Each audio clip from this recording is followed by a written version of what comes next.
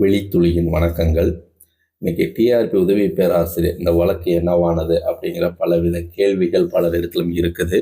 So இதில் என்ன முடிவு எடுக்கப்பட்டிருக்குது, ஸோ இந்த அட்ஜிஷன் ப்ரொபோசஸ்க்கான ரிசல்ட் வெளியிடுவாங்களா, வேக்கன்சி கூட வாய்ப்பு இருக்குதா, ஸோ இதில் என்னதான் நடந்தது, இந்த கேள்விகளோடு தான் இப்போ நேற்றைய தினம் பிப்ரவரி 4ஆம் தேதி, அதாவது 3ஆம் தேதியே வழக்கு வரும்னு எதிர்பார்த்ததில் பிப்ரவரி 4ஆம் தேதி இந்த வழக்கு எடுத்து கொள்ளப்பட்டு ஸோ வாதங்கள்லாம் அனைத்துமே முடித்தாகிவிட்டது. இப்போ ஜட்ஜ்மெண்ட் சொல்கிறது மட்டும்தான் இருக்கக்கூடியது.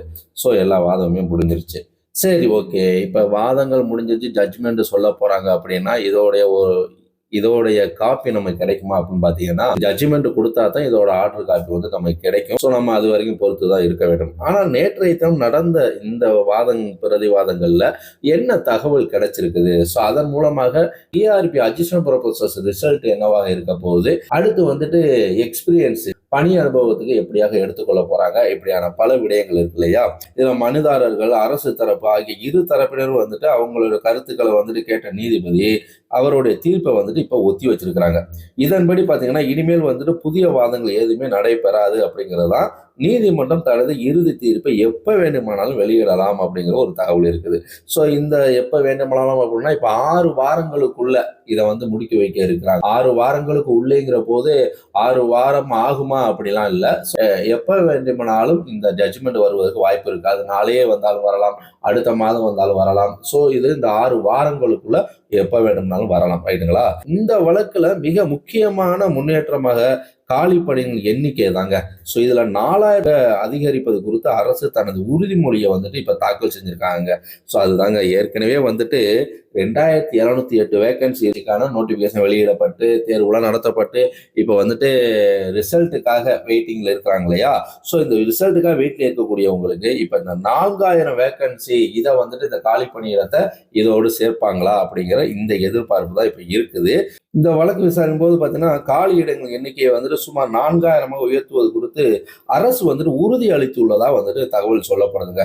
இது தொடர்பான பார்த்தீங்கன்னா பிரமாண பத்திரமும் தாக்கல் செய்யப்பட்டுள்ளதா சொல்றாங்க. ஸோ இதனால இந்த ரிசல்ட் வெளியிடுவதில் எதுவும் பிரச்சனை வருமானா, ஸோ முடிவுகள் வெளியிடுவதற்கு தற்போது நீதிமன்றம் தடை எதுவும் இல்லை அப்படின்னு சொல்லிட்டாங்க. ஸோ இருப்பினும் இங்கதான் ஒரு இருக்கு, இந்த வழக்கின் இறுதி தீர்ப்பு அல்லது அரசின் கூடுதல் அரசாணை வெளியான பிறகு முடிவுகளை அதிகாரப்பூர்வமாக அறிவிக்கப்பட வாய்ப்புள்ளது அப்படிங்கிறதா.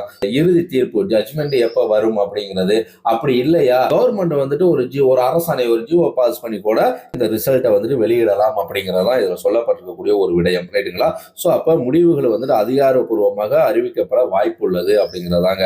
ஸோ இதுல அனுபவ மதிப்பெண், கௌரவ விரிவுரையாளருக்கு அனுபவத்தின் அடிப்படையில வழங்க வேண்டிய மதிப்பெண் இருக்கு இல்லையா, இது குறித்து வழக்குல விரிவாக விவாதிக்கப்பட்டிருக்கு அப்படிங்கிற ஒரு தகவல் தாங்க. இது குறித்து தெளிவான வழிகாட்டுதல் இறுதி தீர்ப்புல தான் இடம்பெறும் அப்படிங்கிறதையும் எதிர்பார்க்கக்கூடிய ஒரு விடயமா இருக்குது.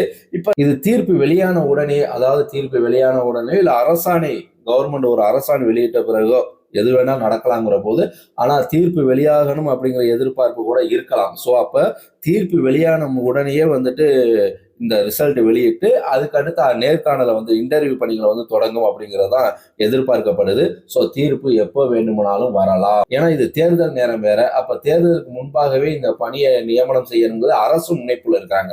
அப்ப இந்த அரசோடைய அந்த முனைப்புல இருக்கக்கூடிய விடயத்துல இந்த தீர்ப்பு வருவதில் காலதாமதம் ஏற்பட்டால் கூட ஒரு ஜிஓ பாஸ் பண்ணி கூட ரிசல்ட்டை வெளியிடலாம். சரி, ஓகே, 4000 போஸ்டிங் கன்ஃபார்ம் பண்ணுவாங்களா அப்படின்னா, ஸோ ஒரு வேலை என்னன்னா இப்ப ஒரு ஜிஓ பாஸ் பண்ணும்போது இதுல இந்த 4000 இந்த தேர்வுலேயே இந்த 2708 வேகன்சிக்கு இப்ப நடத்துற அந்த நோட்டிபிகேஷன்லயே இந்த தேர்வுலேயே இந்த 4000 போஸ்டிங் அறிவிக்கவும் வாய்ப்பு இருக்குது அப்படிங்கறதுதான் பார்க்கப்படுது. ஸோ அதற்கான ஒரு ஜிஓவோ இல்ல கூடுதல் அறிவிப்போ விரைவில் வெளியிட வாய்ப்பு இருக்குது. ஸோ நம்ம அதையும் எதிர்பார்த்து காத்துக்கிட்டு இருக்கோம். இந்த நிலையில இப்ப 4000 வேகன்சி காலியிடம் உருவாகும் அப்படின்னு எதிர்பார்க்கப்பட்டால் இந்த கட் ஆஃபும் மாறும் அப்படிங்கிறதாங்க. ஸோ அப்போ அந்த கட் ஆஃப் மாறும்போது எல்லாமே மாறக்கூடிய ஒரு விடயமா மாறிடும் இல்லையா. ஸோ அப்போ அந்த கட் ஆஃப் மாறும். அடுத்து பார்த்தீங்கன்னா இந்த தனியார் கல்லூரி பேராசிரியர்களுக்கு அவர்களுக்கு அனுபவ மதிப்பெண் வழங்க வேண்டும் அப்படிங்கிற கோரிக்கை இருக்கு இல்லையா, அதுவும் ஒரு பரிசீலனையில் இருக்கக்கூடிய ஒரு விடயமாகவும் இருக்குது. ஸோ அது எப்படியாக ஃபாலோ பண்ண போறாங்க அப்படிங்கிறதையும் நம்ம கவனத்தில் கொள்ள வேண்டிய ஒரு விடயம். ஸோ இப்படியாக இந்த வழக்கு சார்ந்த விடயங்கள் இது ஜட்ஜ்மெண்ட் காப்பி வந்தோட நமக்கு முழுமையான தகவல் நமக்கு கிடைச்சிரும். முடிந்த அளவுக்கு நான் வந்து ஒரு சரியான தகவலை நான் கொடுத்துருக்கேன்னு நினைக்கிறேன். ஸோ இந்த பதிவு உங்களுக்கு பயனுள்ளதா இருக்கும் பட்சத்தில் உங்க ஆசிரியர் பெருமக்களுக்கு நீங்க ஷேர் பண்ணுங்க உறவுகளே. இன்னொரு விடயம் என்னன்னா, ஸோ நீங்க எலிஜிபிள் ஆவீங்க அப்படின்னு உங்களுக்கு நம்பிக்கை இருக்குதுன்னா, ஸோ உங்களுக்கு எக்ஸ்பீரியன்ஸ் இருக்குது அப்படின்னா, ஏன்னா அது ரொம்ப முக்கியம். ஸோ அந்த எக்ஸ்பீரியன்ஸ் கேண்டிடேட் வந்துட்டு நீங்க அடுத்த இன்டர்வியூக்கு உங்களை முழுமையா தயார்படுத்திக் கொள்ளுங்க. ஸோ அடுத்த எக்ஸ்பீரியன்ஸ் இல்லாதவர்களுக்கு நீங்க வந்துட்டு நல்லா தேர்வு எழுதிருக்கீங்க, உங்களுக்கு எலிஜிபிள் வரும்னு நம்பிக்கை இருக்கும் பட்சத்துல நீங்களும் வந்துட்டு இன்டர்வியூக்கு வந்துட்டு உங்களை தயார்படுத்திக்கங்க. ஏன்னா 4000 வேகன்சி வந்துச்சுன்னா ஸோ பலருக்கும் வந்துட்டு வாய்ப்பு இந்த முறையே கிடைக்கலாம். ரைட்டுங்களா? ஸோ 2708ங்கிற போது எக்ஸ்பீரியன்ஸ் கேண்டிடேட்டுக்கு மட்டுமே அதிகமான போக்கஸ் இருக்கும். 4000 வேகன்சிங்கிற போது எக்ஸ்பீரியன்ஸ் இல்லாதவர்களுக்கும் வாய்ப்புகள் வந்துட்டு இதுல கிடைக்கும். ஸோ அதனால வாய்ப்பு உள்ளவர்கள் இன்டர்வியூக்கு உங்களை தயார்படுத்திக் கொள்ளுங்க உறவுகளே. 4000 வேகன்சி அப்படின்னு சொல்றோமே, அப்ப இங்க 4000 வேகன்சி கண்டிப்பா வந்துட்டு வருவதற்கு அதற்கான புதிய அறிவிப்பு வருவதற்கு வாய்ப்பு இருக்கா அப்படின்னா வரலாம்.